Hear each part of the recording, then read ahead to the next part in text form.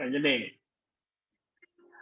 Oke, teman-teman, selamat datang pada live session yang saya lakukan menggunakan Zoom karena ternyata internetnya bapuk, belum bisa kalau misalkan untuk live streaming di YouTube. Tadi saya udah ngetes ya.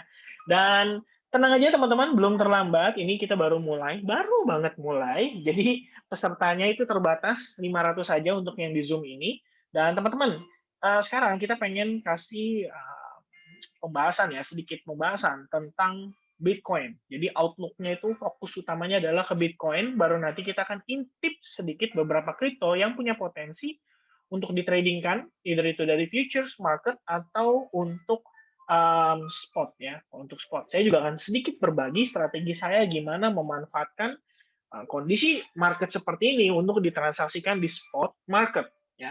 Terlepas dari itu, mungkin nanti kita akan ada sedikit Q&A di belakang. Ya, apapun itu pembahasannya, mudah-mudahan menarik dan membuat teman-teman jadi betah di live streaming malam hari ini. Oke, so kita akan start dari market Bitcoin ya. Jadi sebenarnya tadi saya sudah sempat sampaikan sedikit ke teman-teman bahwa pertanyaan ini sebenarnya sering banget muncul ke saya ketika baik itu di YouTube, baik itu di Instagram, bahkan ada yang direct message ya. Dan so sorry kalau misalkan di Instagram saya nggak bisa balas semuanya satu persatu teman-teman karena terus terang banyak banget yang DM dan sebetulnya saya rasanya juga jadi nggak enak ya. Rasanya saya pengen bentuk tim ya untuk ngebahasin sosial media. Tapi kan timnya juga harus ngerti trading, kalau nggak ya percuma ya kan.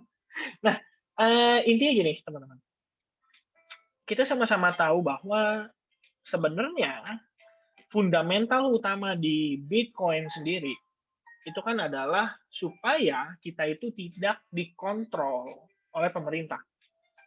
Ya, kita bilangnya begitu ya. Jadi decentralized nih istilahnya. Kita tuh, saya tadi ada baca ya, menurut saya ini menarik banget ya.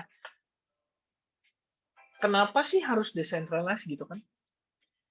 Ya karena government kan yang istilahnya ngontrol currency dan kita menggunakan currency-nya government gitu kan. Nah, jadi kalau misalnya kita berbicara gimana caranya supaya uh, ya bisa dibilang kayak menghindari penggunaan fiat dan lain sebagainya, ini kayak istilahnya duit dari rakyat buat rakyat gitu kan. Ya, inilah jawabannya Bitcoin gitu loh. Dengan adanya Bitcoin di masa depan dan kita ketahui sama-sama bahwa total supply maksimal Bitcoin itu di 21 juta ya kalau nggak salah. 21 juta koin Bitcoin, maka sooner or later Bitcoin itu akan menjadi sesuatu yang sifatnya langka. Ya, sama kayak emas atau gold, which means nantinya siapapun yang megang gold terbanyak dari keseluruhan supply yang ada di seluruh dunia, ya udah, kita tahu dialah yang kaya gitu loh. Sama halnya seperti Bitcoin. Jadi sebenarnya gini teman-teman, kalau misalnya kita berbicara apakah Bitcoin akan memasuki masa winter atau bear market dalam tanda kutip, bear market yang benar-benar gak ada aktivitas ya, gak ada aktivitas kayak waktu tahun-tahun sebelumnya ya, ini kayak gini nih, ini bear market nih ya, dari 10 September 2018 sampai 5 November 2018, itu sekitar kurang lebih September, Oktober, November, 2 bulan teman-teman, flat dan sideways. Hanya antara di harga 6.000 ya, 6.700 sampai kisaran 6.100. Gak menarik banget buat ditransaksiin. And then suddenly it drop, boom. Dropnya signifikan, sekali drop 50% ya dalam kurun waktu 4 minggu sampai 5 minggu. Habis itu berangsur-angsur recovery, then suddenly new all time high. Kan itu Bitcoin prosesnya. Dan bear market itu sebenarnya atau winter itu adalah kondisi di mana gak ada fluktuasi di market. Nah, sekarang kalau kita berbicara nih dengan kondisi Bitcoin saat ini, saya tanya sama teman-teman semua dan teman-teman silakan jawab ya. Apakah winter itu bisa terjadi lagi dengan kondisi kripto atau total market cap cryptocurrency saat ini di dunia? Sekitar kurang lebih berapa ini 2,1 triliun dolar, teman-teman.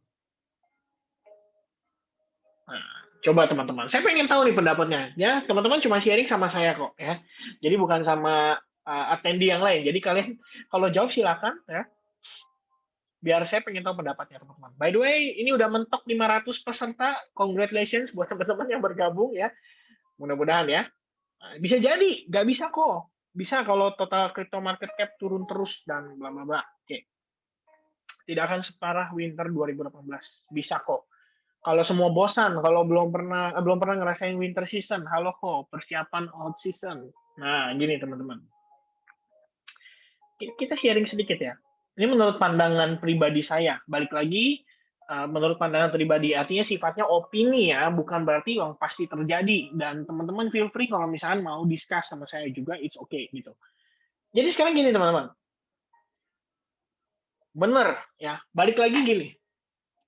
Sekarang dari 21 juta total supply Bitcoin yang beredar, itu kan belum semuanya ya.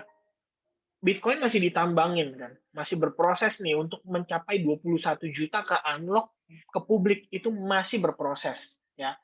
Dan setiap hari ya kita ngelihat, menurut saya sih ya ini satu-satunya market yang sangat seru untuk diikutin, yaitu adalah market cryptocurrency. Tidak lain dan tidak bukan adalah market cryptocurrency. Every day you learn a new thing ya. 2 minggu lalu metaverse. Minggu ini suddenly orang-orang mulai bahas Web 3.0, oke. Terus apalagi kira-kira ya minggu depan, 2 minggu lagi dan seterusnya ya. Dari NFT, metaverse, gaming ya, semua itu punya masanya dan punya bisa dibilang punya daya tarik tersendiri untuk membuat market cap kripto itu terus istilahnya bergejolak teman-teman ya. Gak segampang kita berbicara 2018 ya. Kripto itu sudah jauh lebih menarik dibandingkan 2018. Saking menariknya, institution sudah mulai ikut ya, sudah mulai istilahnya masuklah ke dalam market kripto. Gak cuma institution perbankan teman-teman, tapi kita berbicara sebuah negara seperti El Salvador itu sudah istilahnya sudah menjadikan cryptocurrency ini sebagai salah satu mata uangnya negara tersebut. Dan gak cuma itu teman-teman ya, gak cuma El Salvador. Kemarin itu saya ingat beritanya beberapa diikuti Brazil dan bla bla bla gitu ya. Jadi sekarang Presiden El Salvador aja udah kayak influencer cryptocurrency, ya kan? Apa? Thank you, I'm buying back again Bitcoin, deep, bla bla bla bla bla bla. Nah, teman-teman, kita harus tahu saat ini, menurut saya nih situasi Bitcoin itu udah nggak kayak dulu. Ya, kita berbicara cryptocurrency ini udah nggak kayak dulu. Dulu dalam arti gini, 2018 bisa ada winter berkepanjangan, 2013 ya kalau nggak salah juga ada winter berkepanjangan. Simple banget teman-teman, simple banget. Karena situasinya pada saat itu hanyalah retail. Ya, so retail between retail, investor between investor. Ya, kalau misalnya saat ini kondisinya kita berbicara kondisi saat ini itu sudah bukan retail. Ups.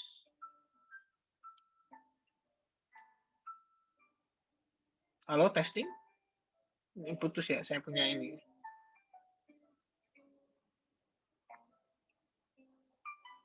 Masuk ya.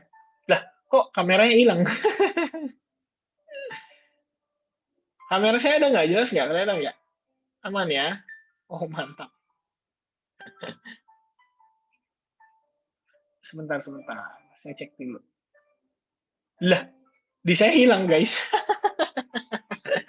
Saya jadi nggak bisa lihat muka saya sendiri. Ya udahlah ya. Oh ada. Oh ada admin ternyata. Ada admin tiba-tiba masuk. Oke. Sebentar ya. Oke. Nah jadi oke kita lanjut ya. Maka ini admin bikin kaget aja ya. Tiba-tiba kamera saya berubah jadi extends admin terus hilang. Oke, so tadi sampai mana ya? Oh ya, sorry.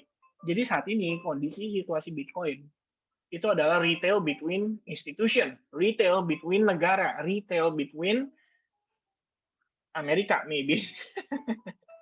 Kenapa Amerika? Balik lagi Amerika kan mau menguasain, ya, mau menguasai, ya.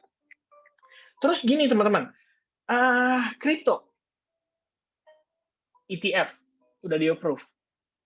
Artinya memang transaksi dan fluktuasinya itu udah nggak akan separah di 2018 itu pada saat winter. Itu menurut pandangan saya. Balik lagi teman-teman ya. Nah, kalau misalnya ini kripto dump parah banget, pertanyaannya adalah seberapa dalam? Kan begitu ya. Dan seberapa akan tidak ada fluktuasi atau sideways gitu. Menurut saya sih, balik lagi tadi yang saya bilang, ini sekarang lagi rebutan barang kasarannya gitu loh. Kita lagi rebutan barang. Kalau misalnya retail goyang, retail ini dalam arti bukan kita-kita yang pada transaksinya sejuta, 2 juta, atau 10 juta, 100 juta ya. Tapi kita ngomongin retail yang transaksinya tuh udah kayak Alex Mashinsky. Ya, retail yang transaksinya tuh udah kayak ya pokoknya kripto-kripto influencer lah yang sekali trading di futures itu udah million dollar, udah bukan ngomongin ratusan ribu atau jutaan. It's not gonna be that easy, bro. Seriously, buat ngebawa market itu kripto turun sampai balik ke 20.000 dollar, it's not gonna be that easy ya. Tapi kalau misalnya kita ngelihat market kripto sideways, cenderung turun, berangsur-angsur turun, itu masih possible ya. Itu menurut pandangan saya. Oke. Jadi dari sini harusnya kita sama-sama tahu teman-teman, kita harus sadari dulu bahwa di market saat ini kondisinya itu balik lagi yang tadi saya katakan, bukan berbicara antara retail versus retail lagi kalau saat ini. Tapi kita udah ngomongin nih ya, yes benar, kripto Cardano itu udah berangsur turun ya, udah winter duluan dia. Tapi seperti yang saya bilang, Cardano itu mungkin memang delay ya, dalam artian ini kondisi Bitcoin lagi begini nih, bisa Cardano-nya nanti yang meledak. Ya, kita belum tahu sih teman-teman, until we see ya, until we witness ya. Dan jadi sebenarnya sampai sini kira-kira teman-teman nangkep nggak sih yang saya sampaikan ya? Kita harus apa adanya teman-teman ya. Kita harus apa adanya. Fakta bahwa whales itu mau menguasai crypto market udah pasti dong ya. Udah pasti banget. Dia pengen nguasain supply yang ada ya. Bener. Crash bulan Mei, BTC-nya turun, Cardano-nya ATH ya. Nah, teman-teman balik lagi. Jadi saya sampaikan teman-teman ya, bahwa whales itu pengen pegang barang. Dari sekian banyak supply yang tersedia, sebisa mungkin, semaksimal mungkin dia harus menguasai supply terbesar. Oke. Okay? So, every time dip happen, yang beli udah pasti institution. Yang beli udah pasti mungkin negara ya kita ngomongnya. Atau the Federal Reserve maybe ya. Melalui perbankannya ya kan, melakukan pembelian terhadap cryptocurrency. Jadi kita sudah sama-sama tahu teman-teman bahwa kripto itu nggak akan bisa dihancurkan oleh satu pihak ya, even sebuah pihak melarang kripto istilahnya ditransaksikan dan lain sebagainya gitu. Pada dasarnya karena dia digital dan nggak bisa dihack, ini dia yang menarik teman-teman ya. Makanya kripto itu masih akan bisa terus berjalan. Ya itulah sedikit pandangan saya tentang cryptocurrency ya. Jadi sebenarnya ngalur ngidul sih. Saya nggak tahu ngobrolnya gimana. Sorry banget masih hangover ya, efek-efek dari jet lag teman-teman. Oke, langsung aja kita masuk ke dalam price action-nya. Kita akan bahas dari price action-nya sendiri. Jadi gini teman-teman, menyadari atas hal tersebut, saya rasa kita kalau zoom out a little bit, ya, zoom out a little bit. Apa yang teman-teman lihat saat ini? Sebenarnya ada dua, either uptrend atau crypto bubble, ya kan? Crypto bubble. Nah, tinggal balik lagi nih perspektif setiap orang, ya. Apakah ini uptrend, apakah ini bubble, ya itu perspektif setiap orang. Tapi kalau bagi saya seorang trader. Saya ngeliat ini uptrend, ya udah saya manfaatkan untuk ditransaksikan gitu loh. Dalam arti, ya kita coba cari entry point terbaik lah istilahnya untuk bisa masuk ke dalam market gitu. Dan seperti yang kita ketahui teman-teman, sekarang dengan peredaran supply Bitcoin dan juga saya nggak tahu deh, sebenarnya bisa dicek nggak sih lewat coin market cap? Nanti di-share kok, tenang. Oke, wait a second ya, kita coba iseng cek dari si Bitcoin punya ya. Oke, nih teman-teman ya, maksimal supply-nya 21 juta dan total supply saat ini yang beredar itu adalah 18,890 ya. Atau 18 juta something lah ya, kita ngomong ya. Circulating-nya kalian lihat teman-teman. Ya. Dari total supply yang ada, total supply ini yang sudah beredar yang ada di pasaran saat ini, semuanya ya, semuanya itu benar-benar ditransaksikan gitu loh ya. Benar-benar beredar ya. Jadi saya pikir gini teman-teman, kalau misalkan memang langkah-langkah seperti ini perlu dilakukan, perlu di-shake ya, perlu di-shake nih supaya retail buang barang, supaya istilahnya investor-investor besar buang barang, supaya institution, supaya negara-negara kayak El Salvador bisa beli dan ikut bermain di dalam market cryptocurrency, malah jadi sangat wajar kan hal tersebut untuk terjadi gitu loh. Karena dengan begitu banyak orang akhirnya bisa, bukan banyak orang sih, ya banyak orang akhirnya bisa memutuskan untuk jual barangnya dan akhirnya diambil balik sama ya institution lah istilahnya yang mau menguasai pasar gitu ya. Oke, saya rasa itu teman-teman. Tes suaranya ada? Ada lah harusnya ya. Kamu yang ke-mute berarti. Oke, so jadi gini teman-teman. Ini sebenarnya masih saya masih menggunakan ini ya. Saya pribadi masih menggunakan Elliott Wave Theory ya, dan saya masih pakai teman-teman. Sebenarnya masih saya pakai role model yang lama. Cuma memang saya rasa belum secepat itu ya kita finishing wave 4-nya kita gitu ya. Jadi kalau teman-teman lihat nih, second ya. Elliott Theory. Oke. Nah ini ya teman-teman bisa lihat ya dari Elliott Wave Theory model sendiri, kan kurang lebih gambarnya kayak gini ya. Dan kalau misalnya kita ngelihat saat ini, let's say kita itu sedang berada di fase yang keberapa gitu kan. Menurut pandangan saya nih dari bigger wave atau major wave-nya, kita tuh di sini teman-teman, wave 4.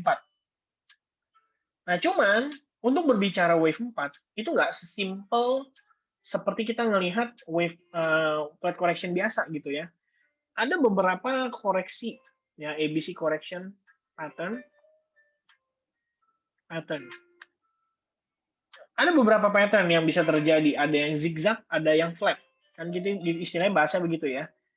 Nah, saya cek dulu, make sure biar teman-teman dapat proper education ya. Coba di sini.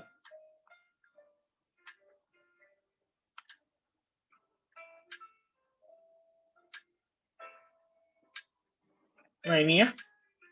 Jadi sebenarnya Elliott Wave Theory sendiri atau saya singkat EWT atau EWT lah ya. EWT ini ada flat correction dan zigzag correction. Nah saya pikir awalnya kalau kita ngelihat kondisi saat ini, sebenarnya ini kan kita bisa consider sebagai zigzag correction, ya kan? Oke, set ABC. Oke. Ini sedikit lowest point ya. Kalau kita lihat dari daily itu lebih clear lagi kelihatannya. Sorry. Daily. Ini dari daily lebih clear lagi kelihatannya itu zigzag ya prosesnya ya. Bahkan di sini ABC correction, ya kan ABC correction itu lebih clear kelihatannya. Ini bisa flat juga, tapi kalau flat harusnya B wave-nya kencang gitu. Nah, jadi kalau misalnya saat ini itu ternyata kita belum benar-benar finishing wave 4 ya. Ini saya ilangin deh, teman-teman. Biar teman-teman enak lihatnya ya. Ini saya geser dulu sedikit. Nah, kalau misalnya ini ternyata bukan wave 4-nya kita, maka berikut adalah kemungkinan ya yang saya pribadi lihat bisa terjadi terhadap Bitcoin. Which means we are not finishing wave 4 already ya. Kita belum selesaikan wave 4-nya. Jadi proses yang saat ini berlangsung seharusnya adalah kemungkinan kita memasuki yang namanya ABC ABC flat corrective pattern ya. Ini kalau misalnya zigzag nih kayak gini ya. Harusnya di satunya yang pertama itu 1 2 3 4 5. Jadi formasinya itu 5 3 5, teman-teman. Itu kalau zigzag ya. Jadi kalau zigzag tuh kayak gini.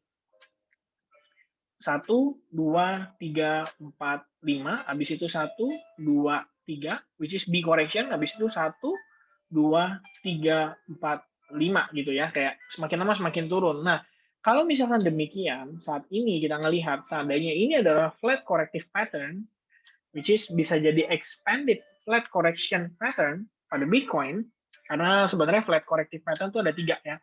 ada regular, which is ini biasa aja. Ada yang irregular atau expanded, which is ini sebenarnya salah satu yang mungkin paling mendekati dengan kondisi Bitcoin saat ini. Kalau teman-teman lihat, perbedaannya adalah wave B-nya itu dia biasanya cenderung overextend ya daripada resistance sebelumnya. Jadi kalau kita tambahkan teman-teman, di sini kalian bisa tambahkan ada sebuah garis trend line yang kita sebut dengan resistance ya. Itu berhasil di break tapi dia fake out, which is kayak false breakout, jadi kayak dia naik terus dia turun gitu. Ini kan bukan tipikal apa namanya, bukan tipikal Bitcoin ketika lagi mau all time high, ya kan? Kalian bisa lihat juga ada beberapa proses yang terjadi sama kurang lebihnya, which is di sini teman-teman, kalian bisa lihat,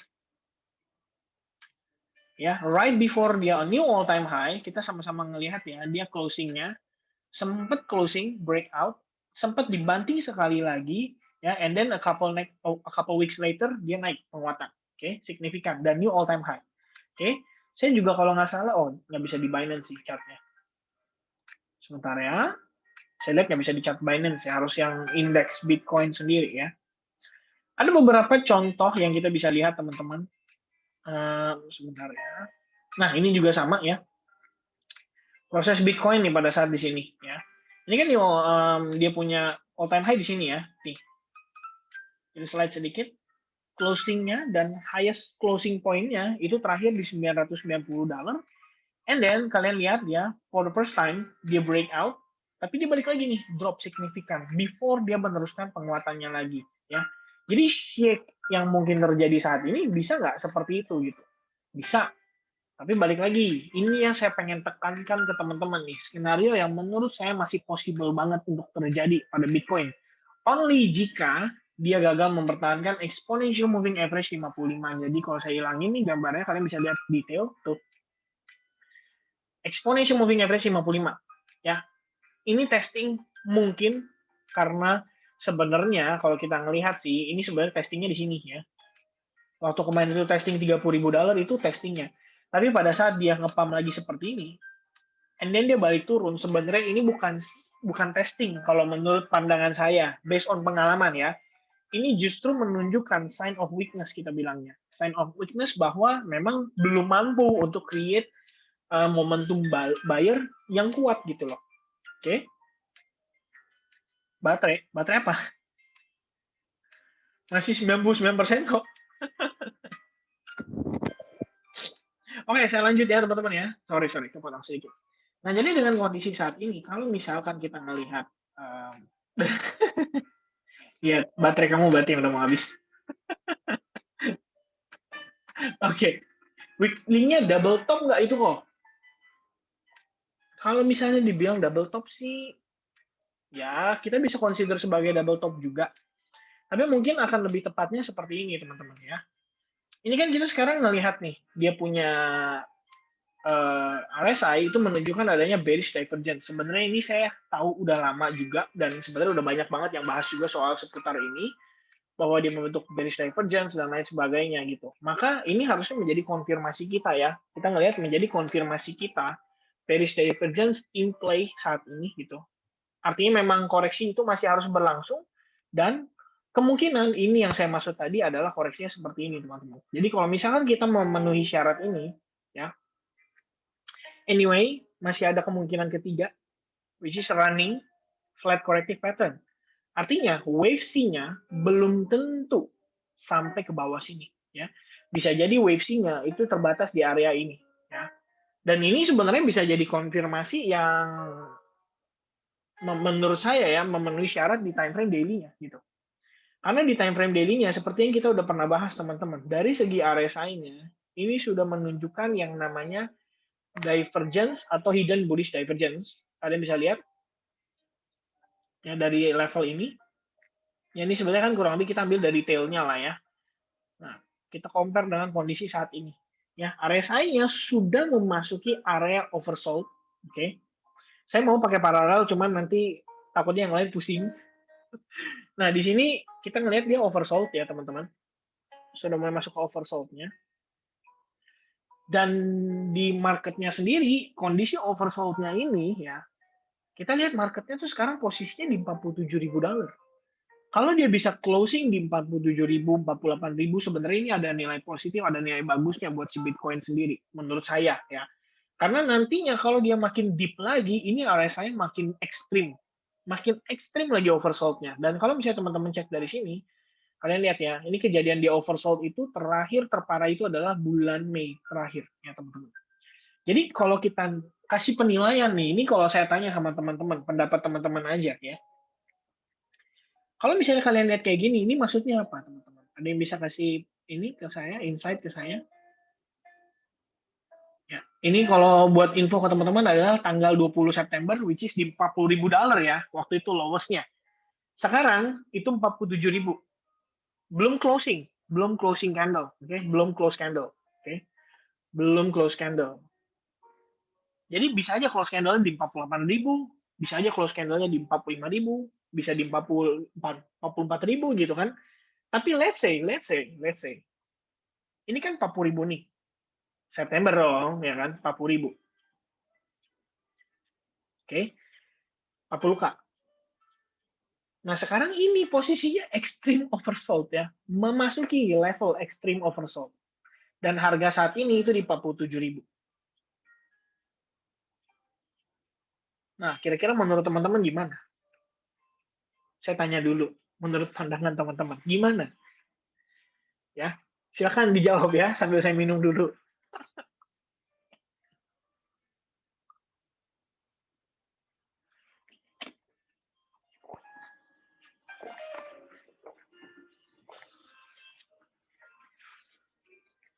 Week aja yang panjang harapannya bullish divergence, RSI lebih murah, bullish divergence, value BTC perlahan naik, bullish fix, sudah saatnya collect bertahap, tinggal tunggu ngeban kalau kata channel sayur bening, alias Koryo ya.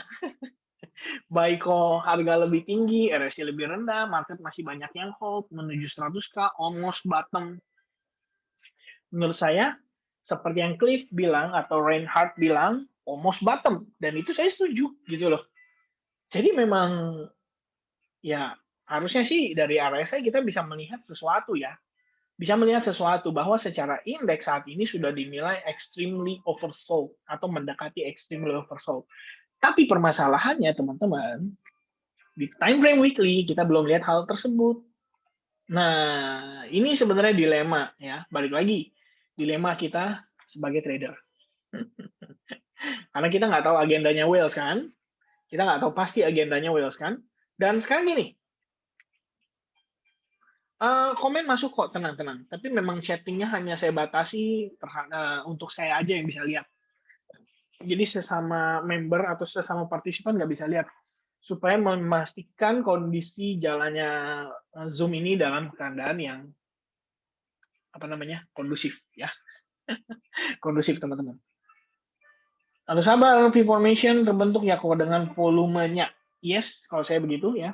Maunya sih kalau biar gak gelut ya. Nah, gini teman-teman. Jadi balik lagi ini kalau menurut pandangan saya.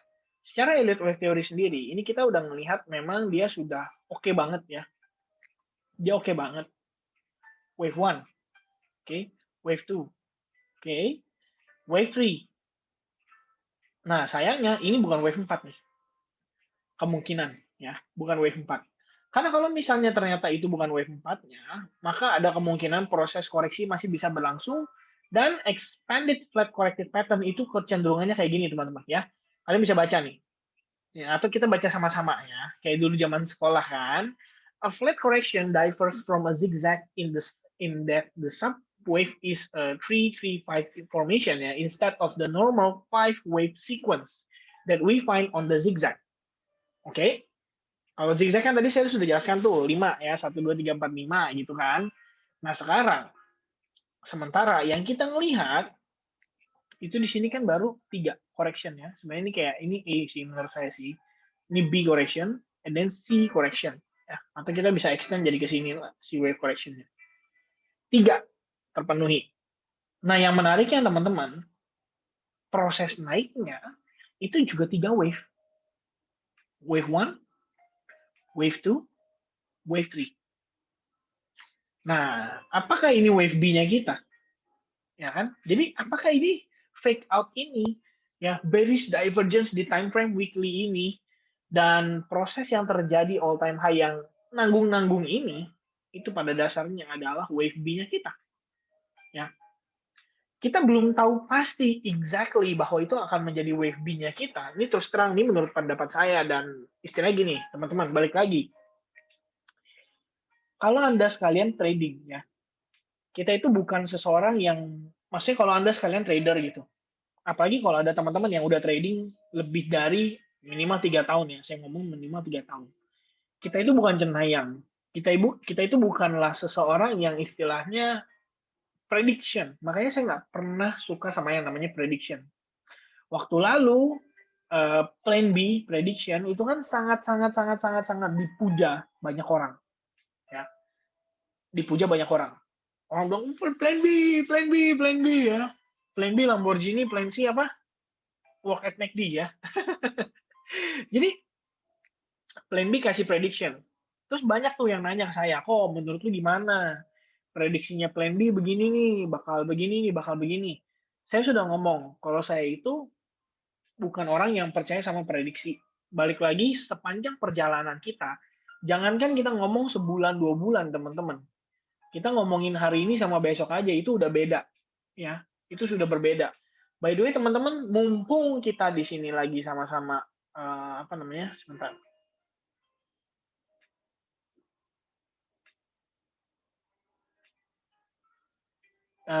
Ya, dari Joni Cahyadi ya, saya ngeliat bisa jadi angin segar buat out, bisa. Sebenarnya plan B nggak bullshit sih. Plan B ya bebas aja dia nge-tweet apa aja. Menurut saya, sorry itu saya ya, yang bodoh itu yang nge-tweet gitu loh. Kenapa lu percaya sama prediction? Ya kan? Benar, plan B itu hanya menggunakan stock to flow ya, indikator, dan ini buatan dia ya. Sebenarnya nggak sih, saya nggak paham indikator stock to flow-nya dia, tapi memang gini lah teman-teman. Balik lagi sebenarnya kalau menurut saya, makanya saya nggak percaya sama prediction. Sekarang kondisi Bitcoin, saya ngomong fair-fairan. Ini kita cuma untuk mundurin 1 week aja ya, teman-teman. Nah, before kondisi ini terjadi, teman-teman, waktu lalu kita sempat bahas sih, ini ngebentuk apa, teman-teman?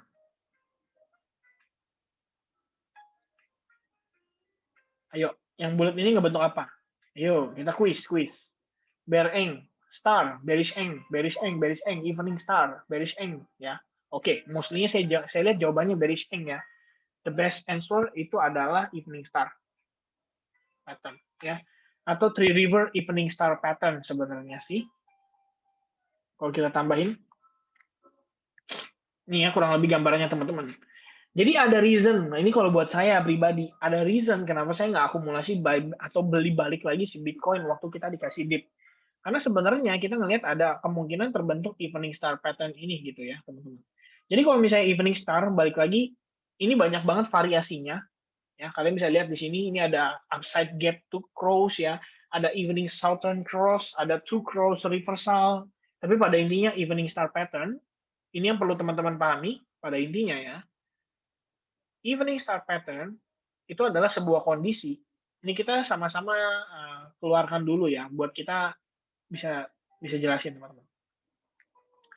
Kondisi ya candle yang warna hijau ini itu pada dasar menggambarkan market masih naik.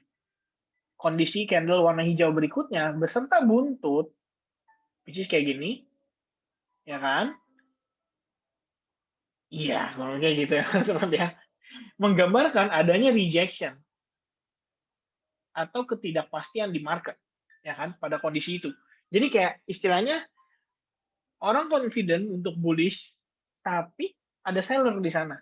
Nah, konfirmasi red candle berikutnya yang seperti ini, bahkan melebihi daripada kondisi candle sebelumnya, ini merepresentasikan bearish engulfing, betul, dari 3 candle sekaligus, which is termasuk yang warna hijau ini, ya.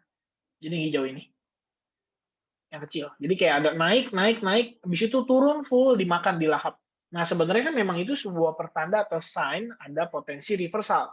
Tapi, kita lanjut dulu teman-teman. Kalau kalian lihat seperti ini,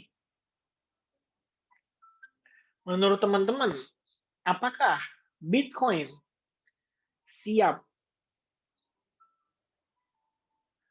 untuk meneruskan koreksi atau dump besar-besaran? Yes or no? Waduh, ini saya lihat jawabannya mix ya. Yes, ada yang yes, ada yang no, ada yang no, ada yang yes. Nah, ini deg-degan ini. Nah ya, nah jadi gini teman-teman, simple aja yang kalian lihat saat ini, pada saat ini terjadi sebetulnya, memang ada beberapa indikasi. Pertama, evening star pattern, which is itu bearish. Kedua, dia fake out dari resistance, which is itu juga pertanda yang kurang begitu bagus. Tapi teman-teman, akan tetapi, kita fair-fairan ngomong teman-teman ya, ini tuh masih masih bullish gitu loh overall. Which means kita belum bisa menentukan, kita belum bisa mendecide apakah ini memang end of the road ya, atau kita bilang kayak akhir dari perjalanan si Bitcoin, akhir dari perjalanan si bullish untuk Bitcoin. Oke, okay? Jadi up until now kita belum tahu whether ini Bitcoin akan meneruskan koreksinya atau justru hanya koreksi sesaat saja sebelum dia pump kembali, penguatan kembali. Karena kalau saya boleh tambahkan teman-teman, at the same time, you can see there is an exponential moving average 21 yang bertahan di sana.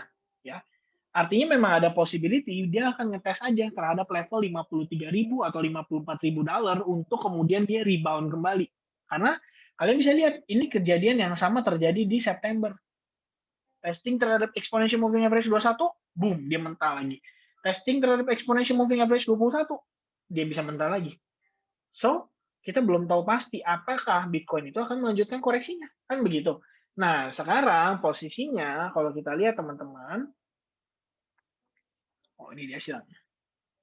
Ya. Sekarang kalau kita lihat koreksi kondisinya teman-teman, cuman selisih 1 minggu kita ngelihat Bitcoin itu dibantai, drop. Testing sampai ke exponential ternyata sampai ke 55 dan juga Fibo 78,6%, 44.700 dari wave B potential ke wave C. Di sini bagi saya seorang trader nih, ya saya juga baru tahu gitu loh bahwa akan ada kemungkinan skenario bisa terjadi seperti ini. Memang pada saat dia terbentuk evening star, kalau bagi saya itu lampu kuning. Ya, waktu evening star, waktu dia fake out itu lampu kuning. Saya ingat banget saya ada bahas di apa namanya YouTube channel saya beberapa saat yang lalu di video yang waktu lalu itu pembahasannya sebenarnya lebih ke arah sini. Jadi saya bilang waktu itu teman-teman ya, kalau misalnya Bitcoin gagal mempertahankan resistance area di kisaran area ini, ya ini sebenarnya pertanda yang kurang begitu bagus. Masih ingat nggak teman-teman waktu saya bahas soal seputar ini, tepatnya pada saat Bitcoin lagi ngebentuk ini? Yes or no?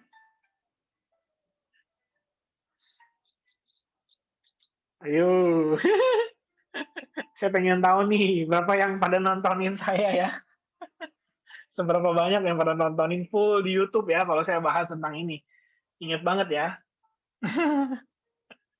Nah, sebenarnya saya udah bilang waktu itu, memang ini sebenarnya indikasinya nggak begitu bagus. Tapi, ya, to be honest, saya juga manusia ya, teman-teman. Sebenarnya sedikit banyak kena pengaruh juga lah dari sekeliling influencer luar juga yang bilang bahwa, oh bullish, bullish, bullish, masih confident. Akhirnya saya juga pribadi, ya sedikit-sedikit masih confident lah. Cuman dengan ngelihat dia drop dari situ aja, saya pikir itu udah lampu kuning kalau bagi saya. Ya, saya udah nggak banyak akumulasi semenjak itu. Kalau teman-teman nggak percaya, ya susah juga ya. Teman-teman di advance lah yang tahu sepak terjangnya saya. Ya, saya kalau istilahnya masukin akumulasi di spot itu paling cuma 5%.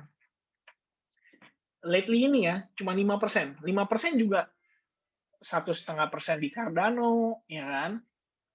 1%, 1,5% di Cardano, ya kan? 1,5% di terakhir di XRP ya teman-teman ya. Saya masih hold keras nih XRP sama Cardano ya.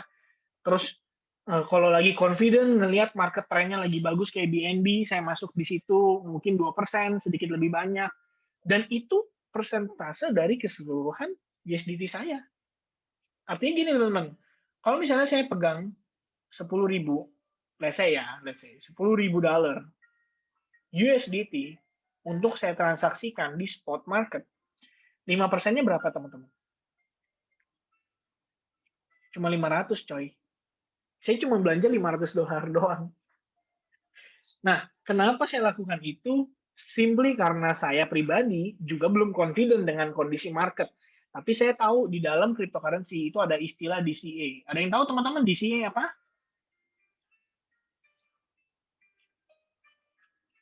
Dollar cost averaging. Very good. Nah, teman-teman lakukan dollar cost averaging sebenarnya tujuannya buat apa? Saya tanya.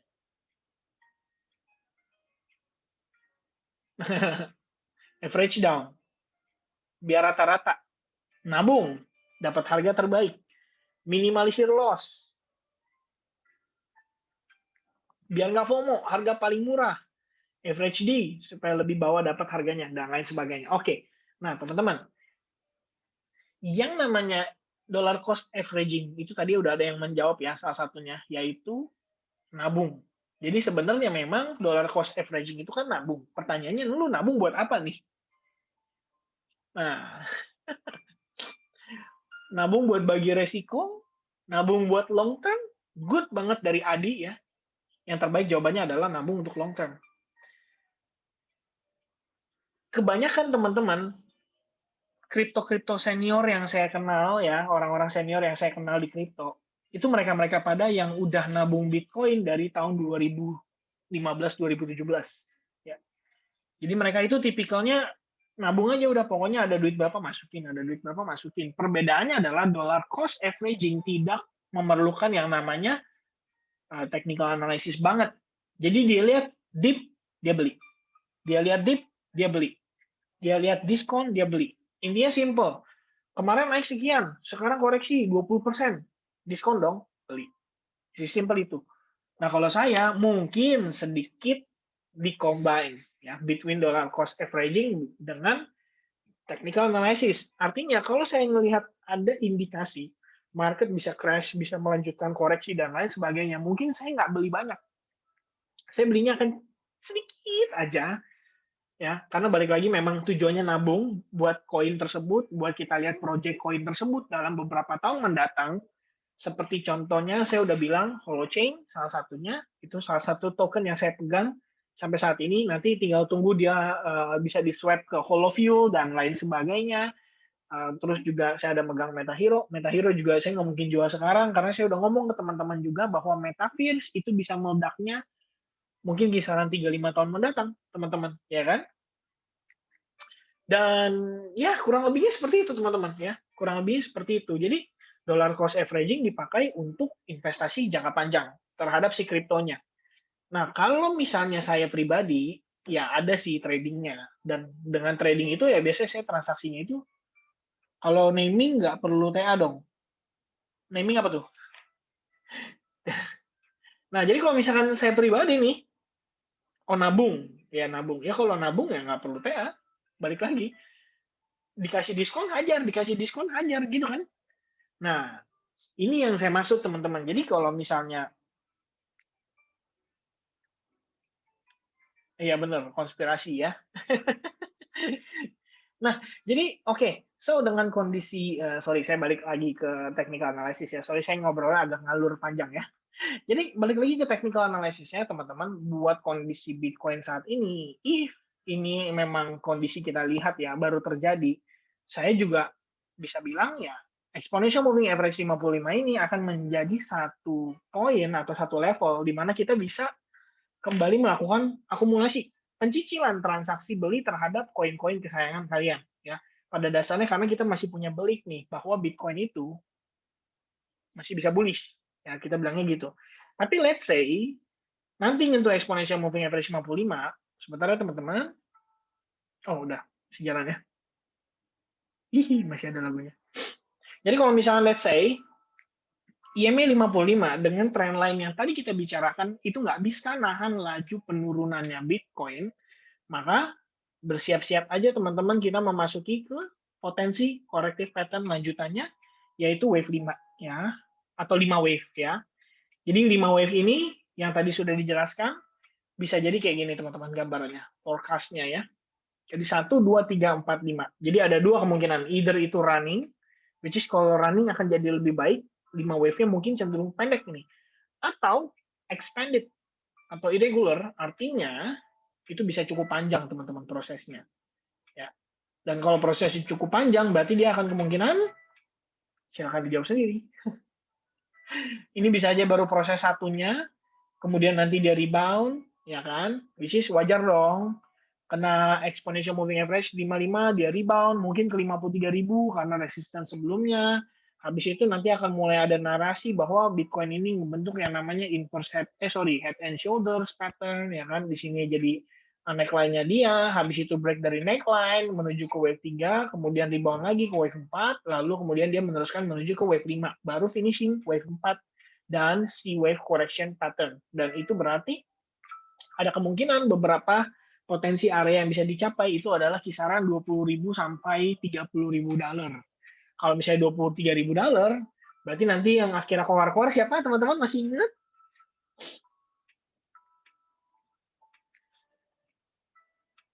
Ada yang masih ingat? Om Robert, benar.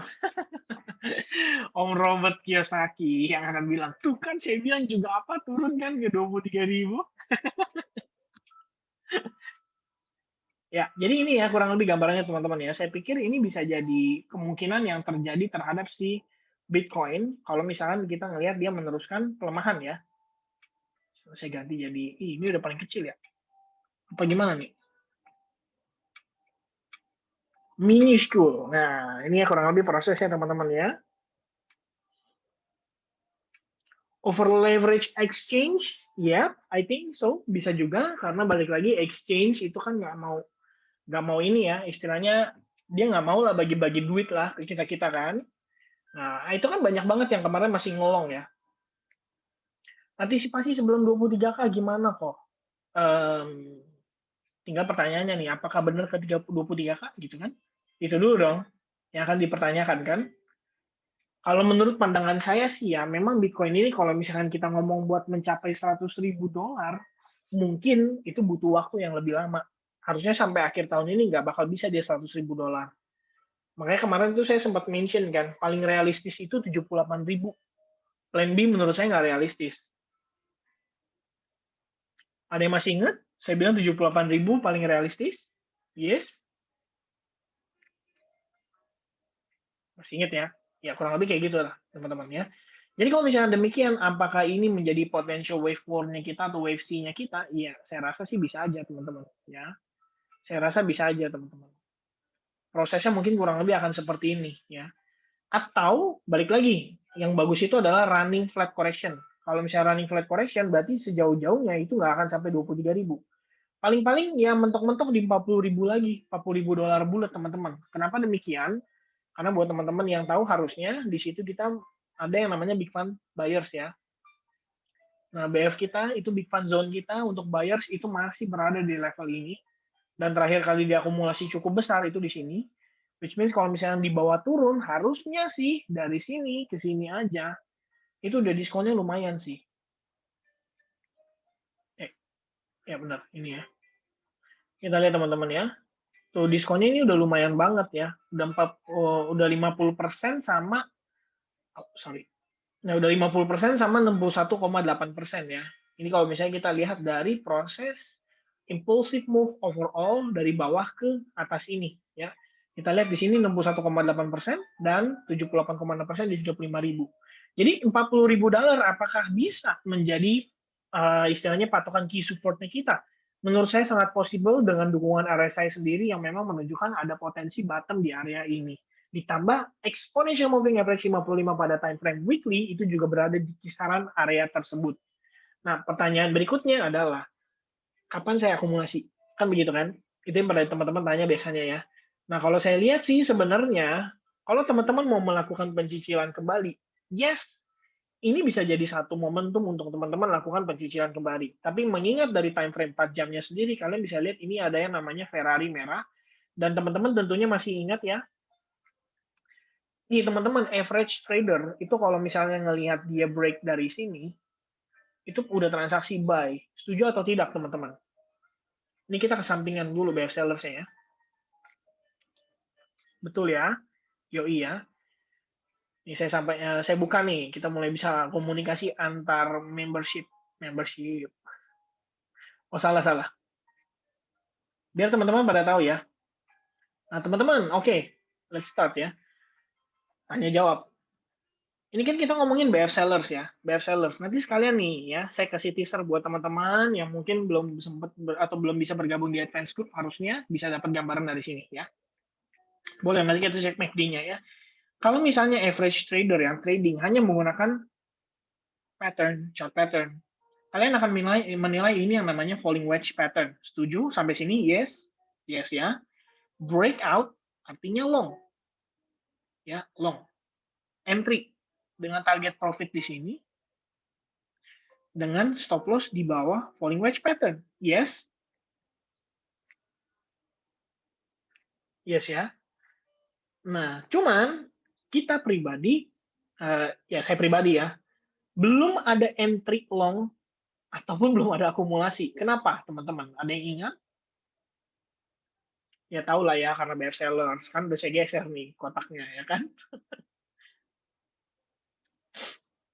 Nunggu konfirmasi, betul. Sebenarnya gini, teman-teman. Betul, ya. Nunggu break big fund seller. Ini saya ngomong nggak cuma di grup, saya ngomong juga udah di YouTube, udah jelas banget. Terus tiba-tiba ada Josh Sain ya, bilang saya overconfident, dan ternyata itu Bang Josh TV, bener ya. Asli itu kalau Bang Josh TV sih saya nggak kasih. Kenapa sih Bang Josh jauh-jauh ya main ke Telegram saya, cuma buat heboh-heboh doang kan? Kayak, wah, what the hell, man? Nah, oke. Kenapa ada big fan sellers di sini? Kita review sedikit ya, teman-teman. Bener ya, penting bukan Bang Jo ya. Bukan Bang Jo review ya. Kita review sedikit di sini. Oke, let's geser ke sini sedikit ya. Teman-teman harusnya ingat, big fund itu area yang kita sama-sama ketahui merupakan area yang berpotensi menjadi average price-nya dia. Ya, average price-nya dia. Oke, nih, saya review sedikit biar teman-teman ingat.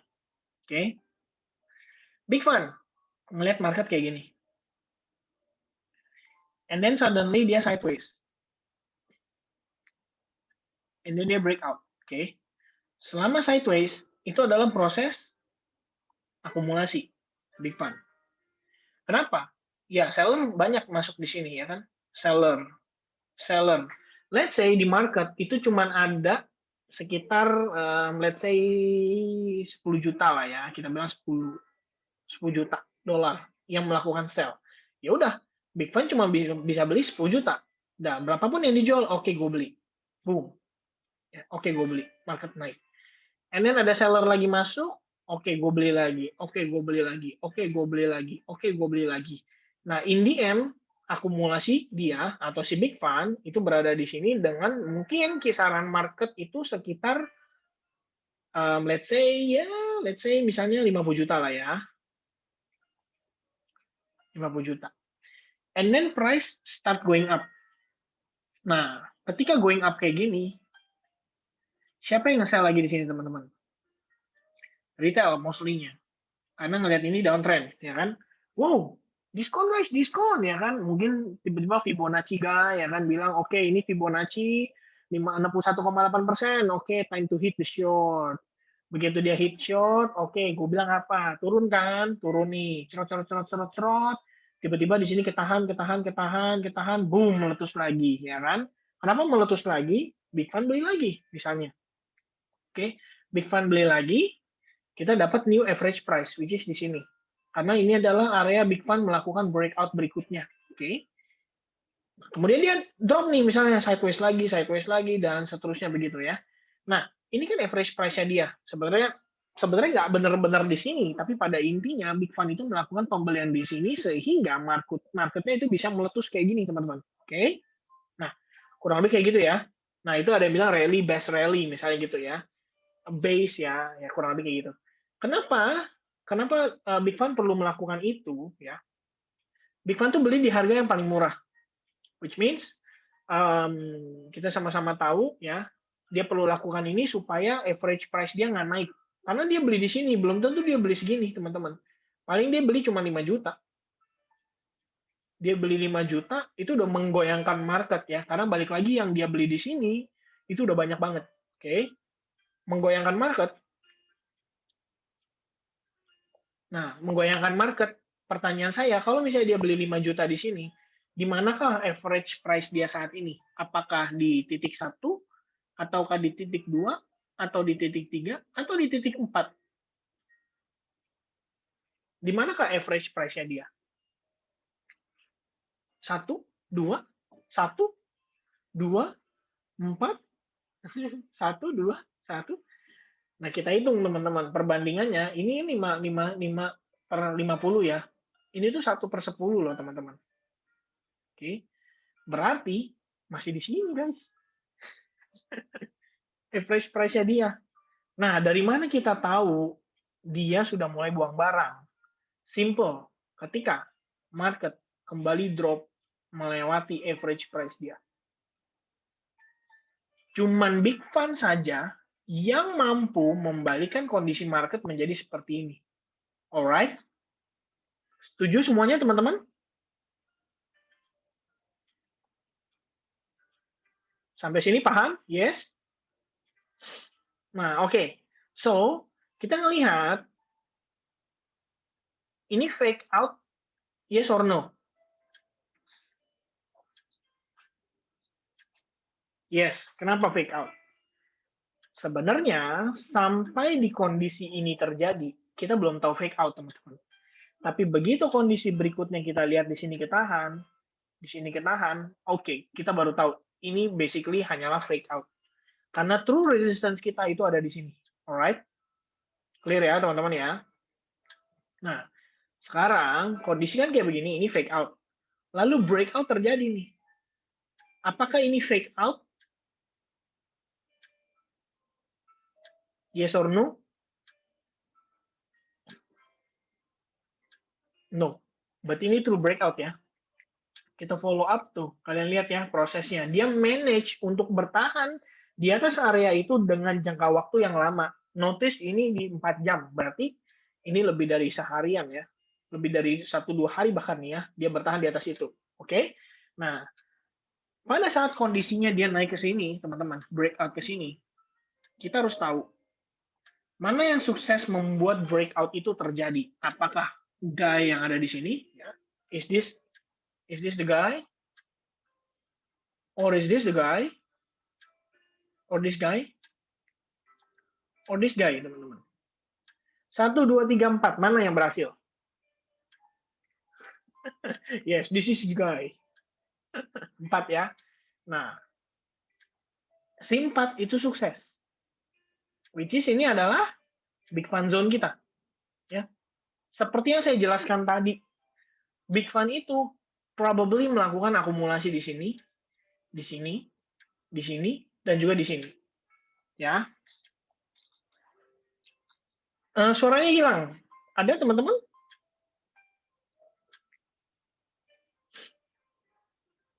Aman ya? Oke. Nah, kita udah lihat teman-teman, si Big Fund itu melakukan akumulasi. Yang pada dasarnya dia melakukan akumulasi atas level-level tersebut, lalu sukses terjadi breakout di sini. Nah, pertanyaan saya, yang beli pada saat di sini, itu siapa teman-teman?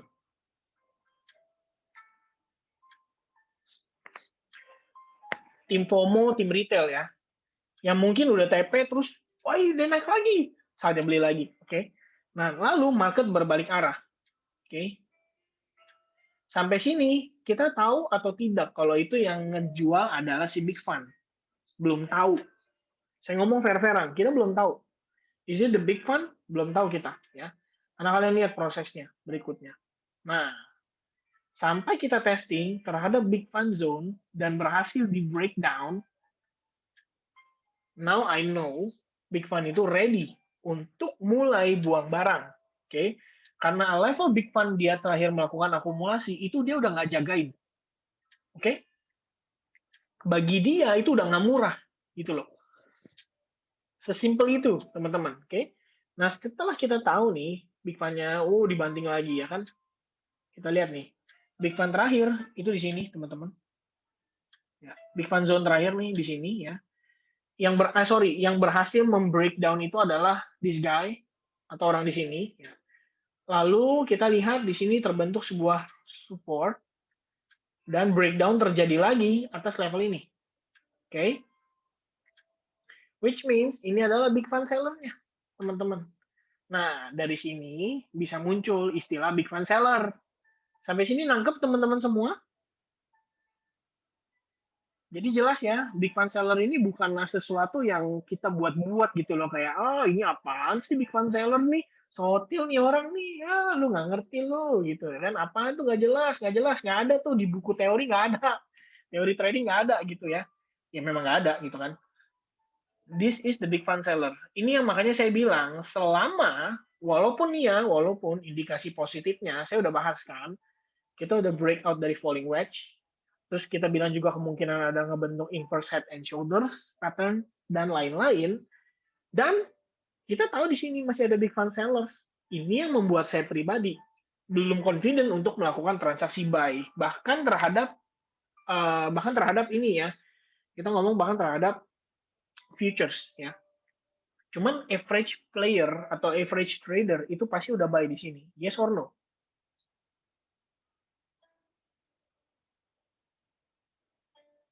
Yes. Ya. Kenapa? Ya iya loh. Falling wedge pattern bro. Jelas nih. Lu coba buka nih falling wedge pattern. Kata teori begini bro. Falling wedge pattern. Ya kan? Tuh. Begitu break, entry, stop loss. Target di atas. Gitu kan? Sederhana ya buat trading ya. Entry, stop, target di atas. Kan begitu ya teman-teman ya. Nah, ada reason kenapa saya pribadi belum confident, dan reason atau my big reason atau main big reason-nya saya pribadi adalah big fund seller ini. Karena memang di sini masih ada big fund sellers ya. Kenapa big fund sellers-nya di sana kok, nih saya ulangi sedikit. Karena di sini supportnya, kalian lihat Bitcoin-nya boing kepantul. Tapi every time dia test level sellers-nya juga di sini kepantul, and then breakdown. Pertanyaannya, yang berhasil membuat terciptanya breakdown ini, apakah titik 1, titik 2, atau titik 3, teman-teman? Langsung dijawab keren ya, 3. Nah, kalau misalnya dijawab titik 3, oke, berarti inilah big fund sellers kita. Ini big fund sellers kita. Makanya ngelihat market begini, apakah artinya kita udah siap masuk? Apakah big fund-nya sudah siap masuk kembali? No, betul. Ya. Nah, sekarang saya tanya, karena sudah breakdown dari supportnya, di manakah big fund sellers kita berada, teman-teman? Apakah di level ini masih sama, atau level ini, atau level ini, teman-teman? Nah, 1, 2, 3. Jawabannya 3, bukan 53.000 ya. Jawabannya adalah di poin nomor 3-nya. Sorry, kehilang. Inilah big fund sellers kita saat ini ya. Dan untuk info teman-teman, ini pengumumannya saya bikin semalam ya. Pada saat apa teman-teman masih ingat? Data penting US ya, rilis di hari Jumat malam. Data penganggurannya positif, dan positifnya itu 0,4%. Makanya saya bilang, wah ini masih bisa turun lagi harusnya dari sana gitu loh. Dan seems like, iya data penganggurannya benar-benar berfungsi ya, bahwa Jerome Powell emang punya power sekuat itu gitu loh ya. Oke, sampai sini jelas teman-teman? Yes. Nah, karena big fund sellers terakhir kita di sini, there's nothing we can do right now. Kalau misalnya teman-teman mau akumulasi, ya silakan gitu loh. Artinya basically teman-teman akumulasi di sini ya spekulasi gitu ya. Naik ya syukur, enggak ya udah gitu loh. Kalau influencer mungkin kayak, oke gue beli di sini sekarang, saatnya akumulasi.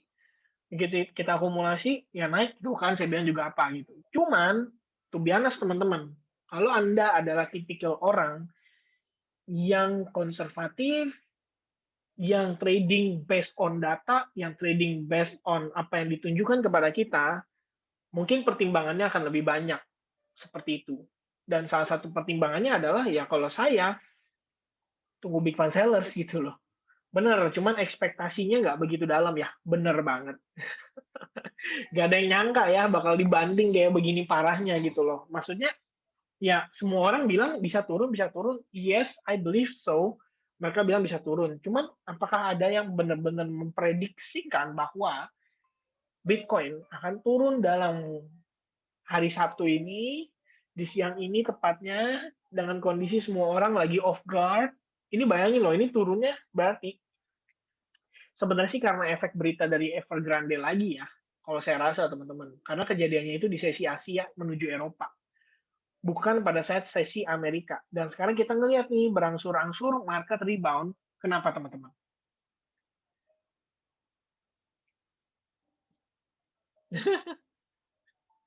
Amerika beli, betul. Karena sekarang kita lagi masuk sesi New York. Oke.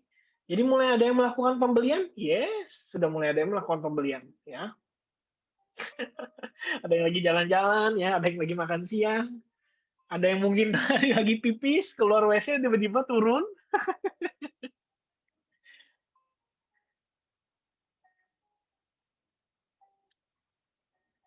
ya kan? Oh iya, by the way teman-teman, Gunung Semeru ya, itu juga sama ya, lagi meletus. Jadi mari kita sama-sama doakan buat teman-teman di sana, semoga aman dan selamat ya, tidak ada yang terkena, maksudnya terkena efek parah dari hal tersebut. Dan tentunya sama seperti market juga, tidak bisa diprediksi 100% ya. Oke, so, jadi saya rasa teman-teman cukup ya pembahasan seputaran Bitcoin. Jadi kalau saya pribadi, ini ekspektasi saya, ini kita baru berbicara ke depannya nih, kira-kira gimana ya. Saya pikir, saya pengen ngeliat Bitcoin, lu steady dulu lah di sini. Ya, terserah ya, dia mau sideways. Lebih rendah, lebih bagus. Saya ngomong fair-fairan nih. Lebih rendah, lebih bagus. Ada yang tahu kenapa? Ini kan ada beberapa level Fibonacci ya. Nah, lebih rendah, lebih bagus, saya bilang. Kenapa? Karena gini, saya expect misalnya dia mantul nih di 50%. Ya. Lalu dia tersideways, either itu terserah ya, dia mau membentuk bearish pennant kayak, dia mau membentuk rising wedge pattern kayak apapun itu, terus dia break kayak begini. Nah, kenapa saya expect dia lebih rendah? Supaya kita bisa geser big fund zone sellers kita ke level itu. Ya. Sehingga suatu ketika market memang siap untuk rally dan dia breakout dari big fund sellersnya, I know itu merupakan suatu kondisi di mana kita bisa melakukan long pertama atau pembelian balik spot ya. It's okay, marketnya udah keburu naik, nggak ada masalah, karena kita juga bukan seorang whales, which means saya challenge sama teman-teman semua yang ada di dalam Zoom saat ini. Ini kan ada sekitar 493 orang lah ya.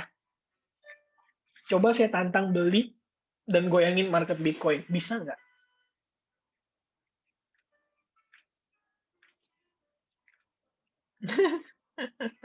Keluarnya doji.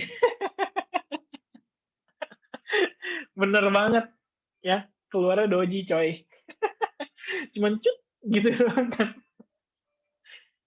So, kita itu bukanlah orang yang capable membuat market Bitcoin itu begini, ya. Jadi jangan jangan karena Anda beli di sini, terus Anda melihat market begini, terus Anda berbangga hati. Karena basically, sorry itu saya ini, saya ngomong fair-fairan aja, itu pure spekulasi, ya. Karena kita nggak pernah tahu di mana big fund atau whales benar-benar beli, gitu loh teman-teman, ya. Kalau Anda kebetulan beli dan marketnya tiba-tiba rebound sekencang itu, basically it's pure speculation. Oke. Okay? Kalau misalnya saya minta Anda ulangi kembali, Anda nggak akan bisa melakukan hal tersebut, teman-teman. Oke. Okay?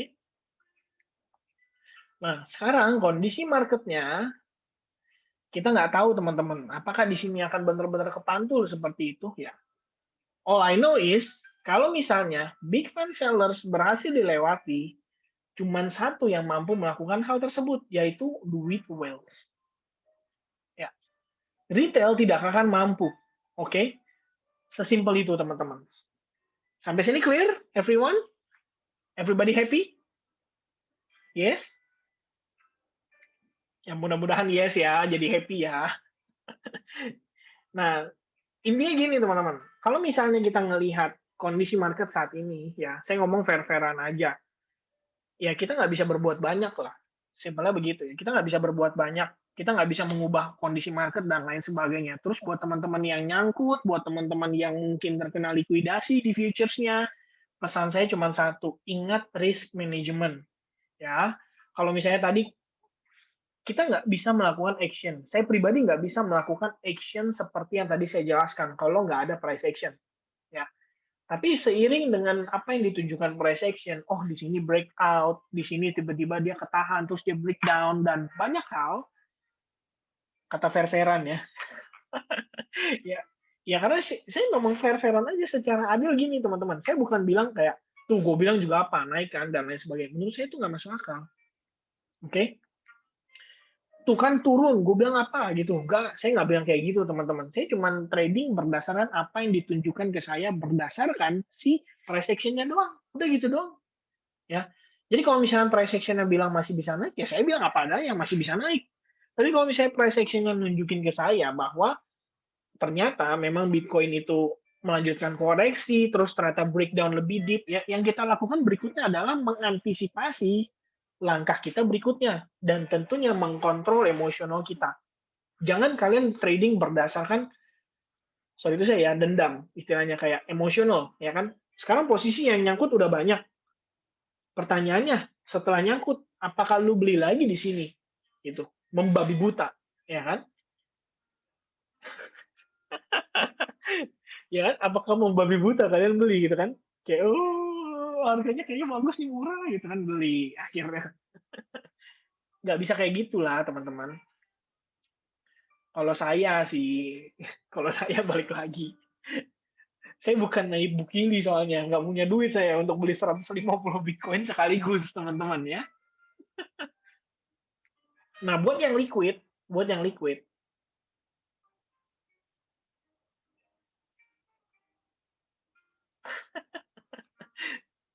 udah, damai-damai guys. Oke, sedikit kita bahas ya. Nanti buat yang liquid saya akan kasih sedikit tips di belakang ya, supaya kalian bisa dapat potensial next-nya gitu. Dan untuk yang ini terakhir sudah jelas teman-teman, pembahasan kita harusnya dari ngalur ngidulnya udah jelas ya. Kalau belum jelas juga saya bingung sih. Apa saya yang terlalu ngalur ngidul? Tapi saya udah bilang kan tadi di Telegram ya, ngobrol santai, nggak serius, nggak berat ya kan. Cukup santai kan obrolan kita guys? Tidak berat ya? Santai ya, santai, santai. Oke, mau bahas BTC dominance dulu atau yang liquid dulu?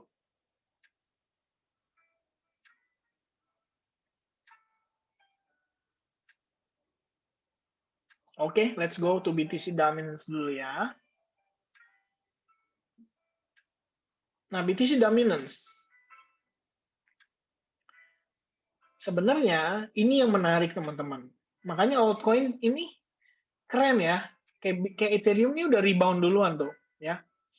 Ini Ethereum tetap jadi pilihan saya teman-teman. Kenapa? Kenapa tetap jadi pilihan saya? Anda lihat apa yang saya lihat saat ini terhadap Ethereum? Masih bullish ya. Masih good, masih bagus. Oke, let's take a look on BNB. Anda lihat apa yang saya lihat pada BNB saat ini, teman-teman?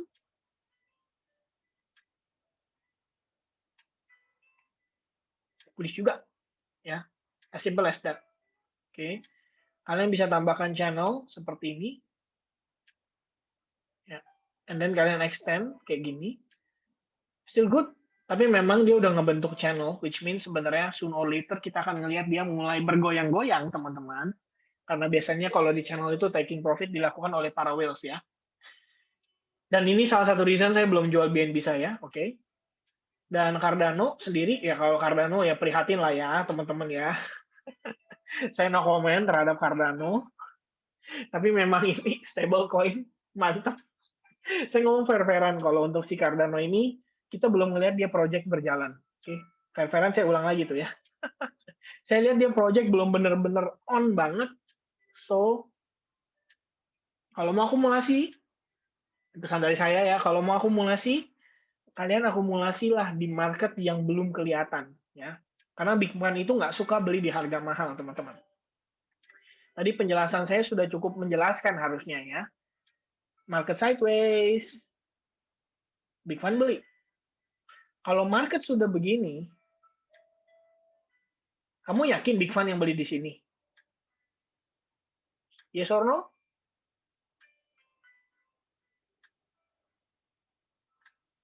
Apakah big fund yang beli di sini? Terus begini lagi, and then begini, Anda yakin big fund yang beli di sini? Yes or no? Nah, harusnya Anda tahu ya, kapan big fund beli? Ya pada saat market seperti ini. Ketika market boring, ketika market nggak ada yang lirik, disitulah big fund beli. Itu sedikit tips buat teman-teman malam hari ini ya. Terutama ini kan saya tahu nih mayoritasnya dari Telegram ya yang pada gabung ya.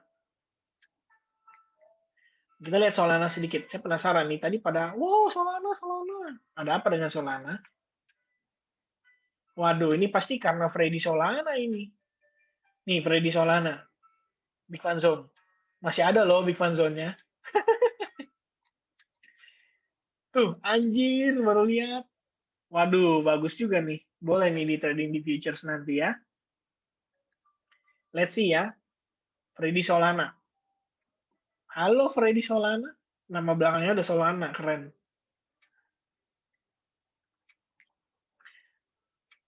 ABC Correction.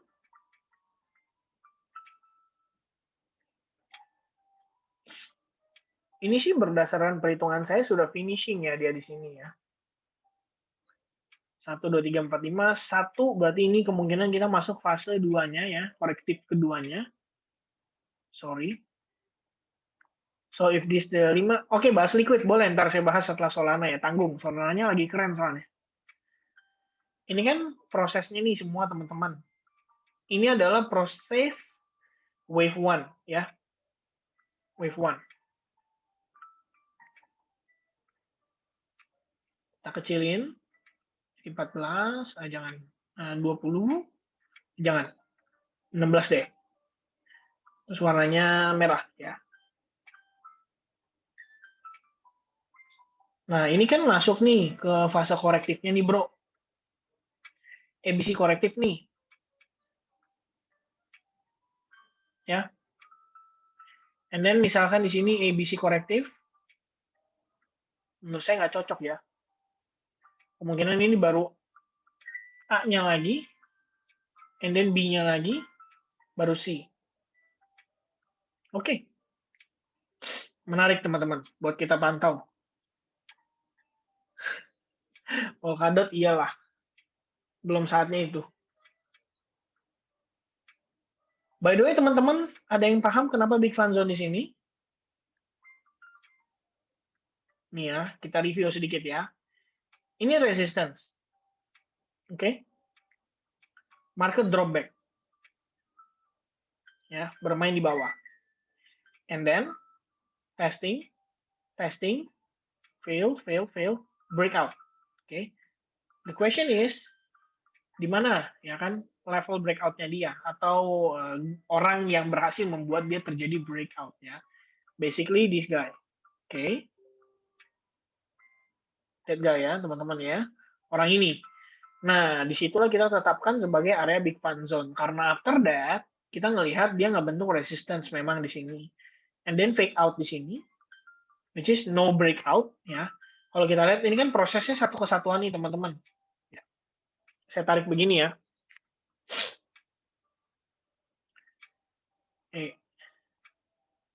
Setting. Kalau saya ubah warnanya jadi warna biru kayak gini teman-teman. Ini merupakan satu proses perjalanan. Ya. Satu proses perjalanan ya. Sampai di level ini kepentok lalu dia drop sampai sini. Oke. So ini adalah resistance-nya. Oke, ini adalah resistance-nya saat ini. Dan setelah itu kita nggak lihat dia sukses create higher high. Jadi big fun zone-nya itu masih di bawah. Oke. Dan testinglah dia nih terhadap big fund zone until now. Wow, amazing. Ya, ini berarti orang Amerika bangun langsung beli nih ya. Set, woi bangun beli beli beli beli. Dia meletus dia. Sekarang lagi mau istilahnya ngebentuk bullish engulfing ya teman-teman ya. Bullish engulfing. Oke, secara apa namanya? Secara secara H1 kita ngelihat ini bukan V-form sih sebenarnya. Saya nggak consider ini sebagai V-form karena seller terakhir itu ini masih satu kesatuan, masih satu proses yang sama. Jadi kalau saya bisa bilang ini tuh kayak gini, teman-teman. Kalian lihat comparison between sellers dan buyers-nya. Belum ya, belum. Oke, okay? So this is not V formation. Oke, okay? Tapi kalau misalnya kalian mau bilang ini indikasi awal ya benar nggak salah ya. Luna by the way, Luna itu kita di grup advance kemarin itu banget ada trading Luna ya dan lumayan sih so far. Luna tuh ya. Wow, ini sorry nih saya udah nggak update terakhir karena saya udah ngefly ya sampai lupa. Tapi kalau misalnya teman-teman ngikutin kita punya update, harusnya Luna cuan. Dan udah sampai 2618 precisely, kita kena counter ya dari sana ya. Oke. Ini kalau misalnya digeser stop loss-nya juga harusnya stop loss-nya udah kena BP.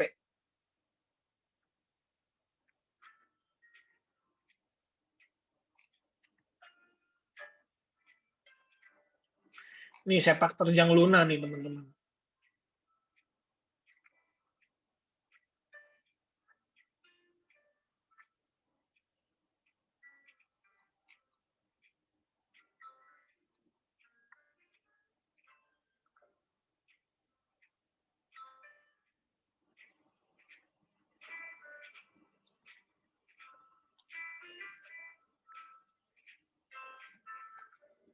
Tuh Luna. Kita follow Luna dari 48 dolar ya. Udah entry long. Dan until now ya masih harusnya posisinya, cuman kalau misalnya kena stop loss, sudah kena stop loss profit, ini udah persiapan untuk masuk kembali teman-teman. Kenapa demikian? Karena daily-nya, nih, Luna, uptrend atau downtrend?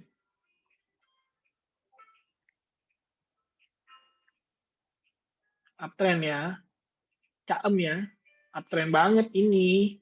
Terus dia baru break new all time high, dropnya terakhir cuma sampai nge-retest terhadap daily resistance-nya, buntutnya panjang sampai 49 dolar. Sekarang kita lihat teman-teman, nih, ya should be good ya buat Luna. Kalau misalnya memang ini drop kayak gini, ini kan memang dia punya resistance-nya masih di sini nih. Which is ini masih good banget buat trader-trader yang mungkin mau manfaatin di Luna. Menurut saya ini oke banget. Bahkan kita cuma lagi testing terhadap dia punya ini ya, dia cuma punya resistance terakhir ya.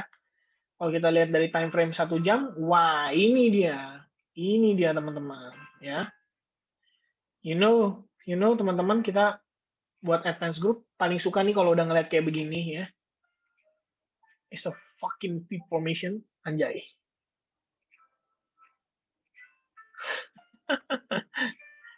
Cerut, tinggal tunggu sideways saja, and cerut, oh mantap, re-entry, average up, let's go, Luna. Prepare ya, teman-teman prepare ya. Bukan beli sekarang loh ya, awas kalau yang FOMO bukan salah saya, teman-teman. Hashtag not financial advice. Ya. Hashtag not financial advice. Ntar pada horny lagi. Biasanya begitu. No financial advice. Alright. Oke, so tadi buat yang nanya ya, wah Bitcoin juga ngepam sih by the way. Jadi memang karena Bitcoinnya juga ya, udah balik ke 48.000, which is good ya, which is good. Bisa jadi nih sesuai dengan ekspektasi kita yang kita bahas dari tadi teman-teman ya. Dan seperti yang saya bilang, ingat yang bikin marketnya kayak begini siapa? Tadi orang Cungko ya, siang-siang ya, teman-teman. Orang Cungko, orang Eropa ya, gara-gara Evergrande. Nah, terus sekarang kita masuk ke sesi Eropa, sesi Amerika, orang Amerika bangun, terus lihat-lihat, anjir, diskon, diskon, diskon, belilah mereka, ya kan? Ya paling sesaat doang. Ya, kita mesti lihat dulu ya, mesti lihat dulu juga. Ingat, don't barbar teman-teman, don't barbar. Oke? Bitcoin dominance. Bitcoin dominance itu saya udah bahas beberapa saat lalu. Jadi memang udah kita ingatkan bahwa ini kan dia udah break dari trendline nih. Semenjak itu dia kan testing nih terhadap trendline. Lalu dia testing juga terhadap Fibo 38,2%. After that kita ngelihat dia dapat rejection, dan setelah rejection itu dia terus turun, ngikutin exponential moving average 55. Jadi kalau misalnya teman-teman lihat ya, dengan kondisi kayak begini, BTC-nya naik, waduh, bagus banget ya. Bagus banget. Artinya ke altcoin-nya bisa lebih oke ya. Oke. Misalnya kalau hilang ini, teman-teman tinggal tambahin ya di chart masing-masing exponential moving average 55 tuh. Rejection, rejection, rejection ya terhadap time frame daily. Itu udah bagus banget. Oke. Ini gitu. Oke. Oke, sama sandbox. Terakhir saya bahas sandbox, habis itu kita bahas soal gimana cara antisipasi atau prevent likuidasi ya teman-teman. Untuk sandbox, cakep, no comment saya. Sandbox itu masih cakep, masih on track banget, dan harusnya bisa $17 nih teman-teman. Apakah Anda percaya bisa $17? Harusnya percaya ya. Dulu waktu saya bahas sandbox di YouTube, dihujat teman-teman. Sedih sih. Masih ingat saya pernah bahas sandbox di YouTube? Malah dihujat gara-gara turun. Padahal yang turun bukan saya, coy. Bukan saya yang bikin turun. Emangnya saya influencer pom-pom. Oke, let's go. Kita cek sandbox ya dari time frame, segi time frame hourly dulu. Nih live trading nih teman-teman ya. For live trading, first kita search dari time frame daily-nya dulu. Dan obviously time frame daily menurut saya sangat positif. Kita lihat big fund dia terakhir itu ada di sini. Oke. Big fund-nya kita nih. Alright. Dan itu berarti di kisaran level kurang lebih $3,7, which means di sini ya, $3,7 harusnya. And that's our big fund with key resistance dan key support di kisaran level tersebut. Lalu ini cuman sedikit pause aja, pause habis itu mantul lagi, which is nggak kita count. And then resistance kita saat ini di sini. Yap, sini ya teman-teman ya. Lalu market sebelumnya ngebentuk semacam symmetrical triangle, but then breakdown-nya ke bawah. Ya. So, kita bisa expect dia mungkin testing terhadap trend line di sini. Di sini akan saya hilangkan. Kalian bisa lihat di sini ya. Dan kalau misalnya kita tambahkan Fibonacci retracement pada pergerakan swing high to swing low terakhirnya, supposed to be around $5,8, itu menjadi potential pergerakan kita saat ini ya, which is ini ya. $5,8 itu tadi sekitaran kurang lebih Fibo 61,8%. Oke. Nah, kalau misalnya lihat kondisi kayak begini, kita bisa tambahkan juga satu skenario tambahan teman-teman, yaitu potential terbentuknya descending channel. Oke, which is kayak gini teman-teman. Ya, either itu descending channel atau broadening wedge ya. I think bisa jadi descending broadening wedge pattern ya. Tapi pada intinya kalau misalnya ini descending broadening wedge pattern, kalian bisa expect ada pantulan di sini. Oke. Lebih bagus sih sebenarnya kalau misalnya kita lihat dia sekalian ngetes terhadap level big fund ya, atau misalnya dia testing terhadap ini udah bagus sih. Oke. Dan perlu diingat ini posisi penguatan sementara karena Bitcoin dominance diiringi dengan penguatan pada Bitcoin juga. Maksudnya Bitcoin dominance turun diiringi dengan penguatan pada Bitcoin. Jadi saya rasa teman-teman jangan terlalu terburu-buru ya. Perlu beberapa konfirmasi terutama pada time frame 1 jam. Ya, kalian boleh bilang ini sebagai double bottom. Ya, pasti ada sih yang bilang ini kayak wah double bottom. Breakout, breakout, breakout, breakout. Bye, bye, bye, bye, bye, bye, bye. Begini ya pasti ya, teman-teman ya. Ada potensi short call ya, sebenarnya lebih baik short sih. Tapi jangan di Sen, karena Sen ini strong. Kalian mesti cari koin-koin yang kelihatannya itu secara power dia ngepamnya itu nggak banyak, nggak signifikan teman-teman. Ya, wah XRP lumayan ya, udah naik 0, ya dari 0,79. Cardano juga udah mau balik 1,4. I think sooner or later saya bakal coba akumulasi lagi. Saya akan coba beli lagi untuk Cardano terutama.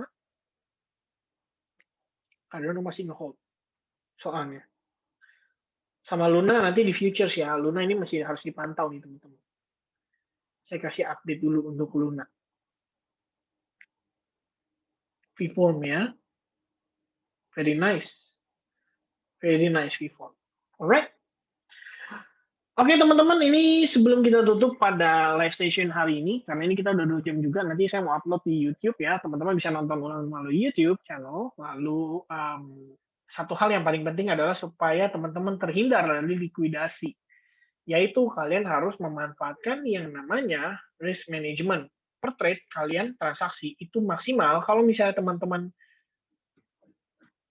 let's say experience tradingnya ya di bawah 1 tahun atau di bawah 6 bulan, 1% aja teman-teman maksimal per trade yang bisa kalian resikokan. Oke, 1% only. Gimana cara ngaturnya? Misalnya contoh gini, let's say kita live analysis ya, live trading lah misalkan ya. Misalnya kalian ngeliat nih, wah Luna kayaknya bagus ya, ada potensi bisa dimanfaatkan. Misalkan di sini dia terbentuk V formation, lalu suddenly misalkan nanti dia pullback, which is ini last seller, biasanya last seller yang kita tunggu, dan last sellernya ini nggak mampu membuat lower low ya. Setelah dia tidak mampu create lower low, okay, and then dia break out, let's say kayak gini. Nah, biasanya kita bisa manfaatkan untuk kita trading, dan tentunya kalian harus lihat juga ya, breakout-nya itu signifikan atau enggak. Kalau signifikan, berarti stop loss-nya nggak usah jauh-jauh. Stop loss-nya bisa dekat, kayak gini. Ya. Kalian taruh stop loss-nya under sideways-nya dia. Kenapa? Karena memang ini adalah proses transition-nya dia ya. Transition, create higher high, and then higher low, and then boom, create another higher high. Oke. Okay? Nah, terus teman-teman, untuk target profitnya sendiri, let's say berada di kisaran resistance terdekatnya terakhir, dan itu berarti kalian bisa dapat risk reward ratio sekitar 2,7. Jadi 1/2,72 itu udah bagus ya. Ibaratnya kalian resikokan misalnya let's say sebuah motor kali ya. Ya, sebuah motor untuk sebuah mobil, bagus dong. Atau mau sebuah mobil untuk sebuah rumah, bagus dong 1/2 kan. Nah, sekarang kalian lihat kondisinya kayak gini. Oke. Kalian lihat nih. Oke. Ini penempatan stop loss saya. Oke, penempatan stop loss saya di 56,29 atau $56.30. Oke. Entry-nya di 60, ya $60 lah ya. Kita bilang $60 dengan target profit itu di $70. Nah, sekarang gimana caranya, teman-teman? Supaya transaksi saya, risiko yang saya resikokan di sini hanya 1% dari keseluruhan modal future saya. Oke. Nah, ini caranya, teman-teman ya. Saya tanya dulu, kalau misalnya teman-teman punya capital $1.000, 1%-nya berapa?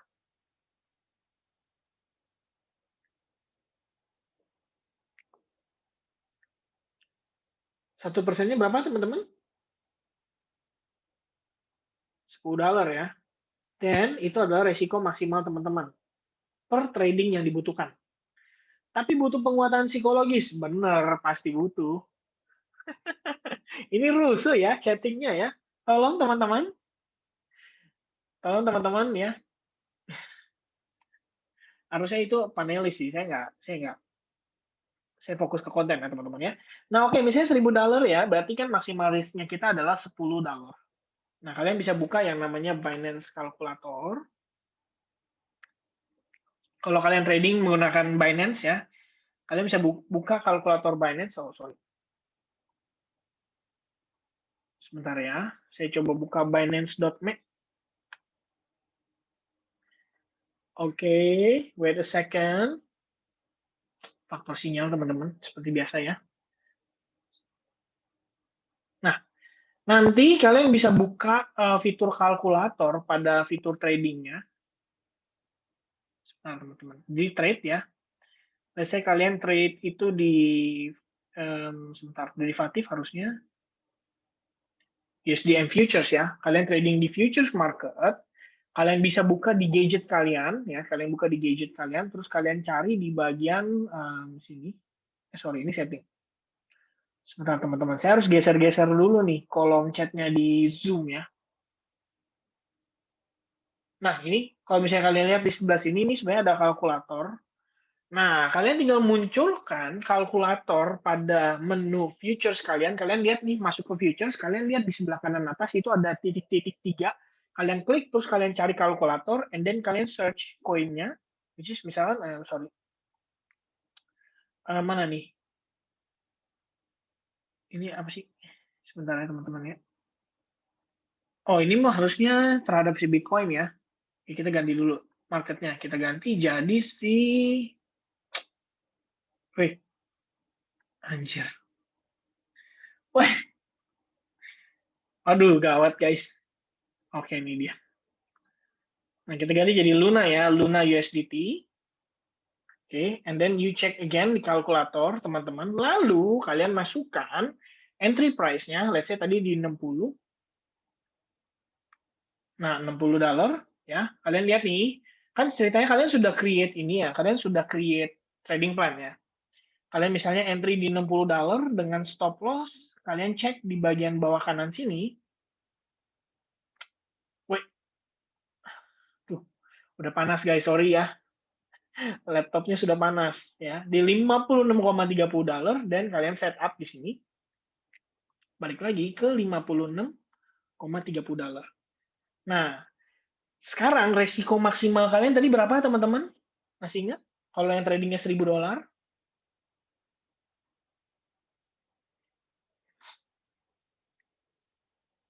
Testing? Halo, halo? Wah, ini pasti saya nge-lag nih teman-teman. Sorry ya. Sorry. Soalnya udah panas banget laptopnya. 1%, which is $10 ya. Nah, kalian setup misalnya 1 Luna, kalian dapat berapa? Oh, risiko maksimal 3,7. Oke, berarti sekitar 3. Kurang lebih 11,1, which is mungkin kalian bisa serempetin ya 2,8 lah ya. Oh, 2,8 Luna nggak bisa ya, dia maksimal cuma 1, 3, dan seterusnya ya. Berarti trade yang kalian ambil adalah 3 kuantitasnya, 3 Luna saja. Ya, nggak peduli mau leverage-nya mentok 50 kek ya. Tuh, tetap sama teman-teman, PNL-nya $11. Oke? So, maksimal kalian ambil adalah 3 Luna saja. Udah. Nah, kenapa saya katakan demikian? Karena balik lagi teman-teman, fokus utama kalian pada saat kalian belajar trading di awal adalah fokus maintain capital. Itu aja dulu. Ya, kita nggak usah ngomongin teman-teman, oh gue harus cuan nih ribuan persen, wah modal nikah gue bisa jadi modal beli rumah nih. Nggak bisa teman-teman ya. Oke? So, saya rasa itu teman-teman, sedikit penjelasan dari saya ya di akhir dari sesi live session kita pada malam hari ini. Saya sudah sharing juga gimana langkah saya dalam melakukan transaksi di spot market dan juga gimana saya melakukan transaksi di futures market. Mudah-mudahan teman-teman sudah bisa clear ya. Wait teman-teman, saya stop share dulu. Oke, saya rasa itu paling teman-teman. Thank you so much buat teman-teman yang udah menyempatkan dirinya hadir pada malam minggu ini ya. Kali ini malam minggu bersama dengan Kevin ya. Malam minggu bukan bersama dengan pasangan atau mantan ya. Oke, so saya rasa itu aja teman-teman. Once again, thank you very much buat teman-teman yang udah nonton video ini sampai selesai. Oke, nonton YouTube ya. Maksudnya sudah bareng bersama dengan saya di Zoom meeting ini sampai selesai. Kita ketemu lagi mungkin di next update YouTube saya, dan saya juga mumpung lagi quarantine ya, nanti saya akan coba bikin ya mungkin beberapa study time buat teman-teman. Semoga kiranya bisa bermanfaat. Thank you so much buat teman-teman. Have a nice weekend. Semoga kira-kira bisa lebih bersabar ya menghadapi market yang ya kalian tahu lah ya. Weekend jadi nggak enak makan, nggak enak tidur kan. Sampai ketemu lagi di update berikutnya. Thank you so much. Cheers. Bye-bye everyone.